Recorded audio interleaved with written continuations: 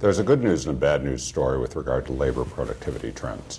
We've gone through a recession where labor productivity, output per worker hour, rose fairly substantially. Now that we're getting traction in a recovery, those trends are continuing.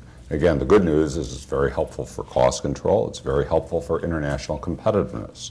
The bad news is that unless the economy starts to generate a more dynamic growth track, let's say real GDP that's growing at 5 or 6%, having productivity gains that are order of magnitude 3.5 to 4% mean that the employment gains will be rather thin, that it will be a, relatively speaking, jobless recovery. So you have to turn around, people in this room. What does it take to increase payrolls? I'd say, given the uncertainty of the financial system, nature of the recovery, even issues that we've been talking about here, energy prices. In that year 2008, we saw energy prices as high as 146, but as low as 34. It's a crazy world out there. And that tends to work on business decision makers to keep fixed costs and labor costs low and to just figure out ways to enhance the productivity of the workforce, hiring better workers and equipping them with the kind of technologies that make them productive. But that's bad news when it comes to payroll gains. Dr. Aliber, I heard you use the words free market economy, and I hadn't heard that in a long time because I'm not sure it still exists. Would you create a context for that in today's economies, nationally or worldwide? Is it strictly a theoretical model, or is it something that can be moved towards in reality, or never to exist under regulated environments? Thank you. Well, most intriguing question, but most of our markets are free. We have a free labor market. We have free capital markets. We have free commodity markets. Now, there may be some limits in these markets. And from time to time, we may have ad hoc government regulation, as we did during the financial crisis, to help recapitalize failing financial institutions. But by and large, most economic decisions are made with private individuals on both the sell and the buy side, not affected immediately by government constraints. Government constraints may come into play to limit the use of leverage, to limit the use of credit, but that's going to affect a trivially small part of our decisions.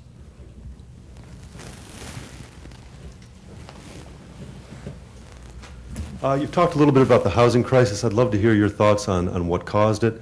In particular, I'd love to know how we ever got to the point where people were making or were giving out loans with terrible credit scores or low down payments or no docs. And we hear all kinds of finger pointing. Some people say it was Wall Street and securitization and little leverage. Others say it was the Community Reinvestment Act and Fannie Mae. Some people are saying it was the Federal Reserve. So, broad question, love to hear your thoughts. It's all of them. It's just all of absolutely all of them. And the question is, should somebody have been observing all the anecdotal details? Let me just mention a couple of to you. If you look at the Federal Reserve's flow of funds data, you can observe the market value of the U.S. housing stock. One of the things we've done is to look at the market value of the U.S. housing stock and relate it to U.S. GDP. Now that number tends to be 100 plus or minus 10% for as far back as we have the data, until about 2001. And then we begin to see that the market value of the housing stock is increasing by about 10 percentage points a year relative to GDP. And then we observe some of the things that you've mentioned. Let me mention one you did not mention, and that was the rental rate of return.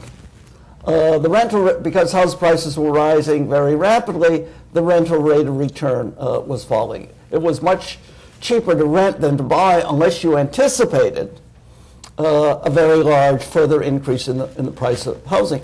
But none of this would have occurred without the easy availability of credit. Now, subprime mortgages become fashionable, but only in 2005. And why in 2005? Because the supply of prime loans had run out. There weren't enough prime loans to go around. And so the financial authorities in Washington should have been asking the question, what is developing in the subprime component of the housing market, and what is the end game? And they didn't, or they didn't act on it. I think that's the key point. A number of us were observing this and speculating to what extent there is a bubble here. I know in my own analysis, I was doing these charts of the price to income, kind of like a stock market concept, price to earnings concept in stock market, price to household income, looking at California housing at 6 and 7 times household incomes, where here in Ohio we were at 3.5 times, and saying, look, there's a bubble, and saying this is unsustainable. So a lot of people observed it, said it, but nobody did anything about it. That's the thing. When did you first say it, sir? I did about 2006. Okay. And is the failure that the regulatory authorities didn't step in then? What should they have done? How much time do we have? With this idea that I think that's the answer. I'll just add this one thought. Part of the problem with any regulatory authority is assuming the position of God and saying, this is the right price, no higher than this. And what price should that be? I mean, we like to castigate Greenspan, slightly different context, but Greenspan used the irrational exuberance term in November of 1996. Stock prices were too high. The stock market proceeded to have another 3 good years. Right. Had you said that if Alan Greenspan is a doubter and he thinks prices from here on out are way in excess, well, you would have missed out. And somehow the markets determined that 97 should be a year of gains in equities, 98, 99.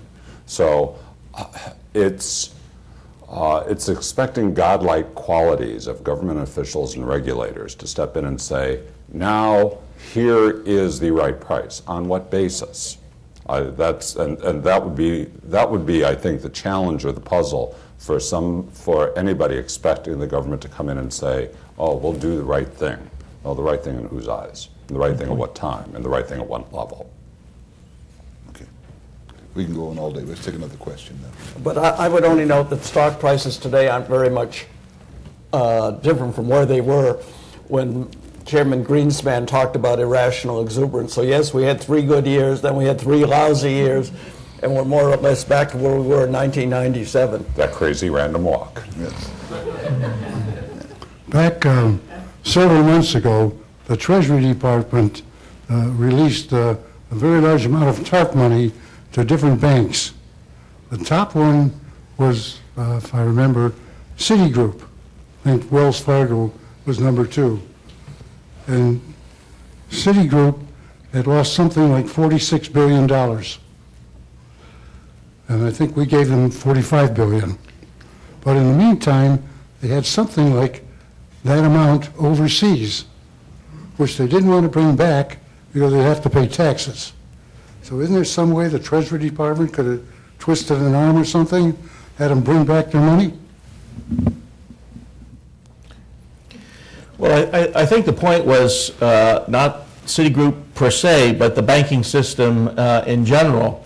The thinking at the time was that the system was on the verge of a catastrophic collapse because nobody trusted each other.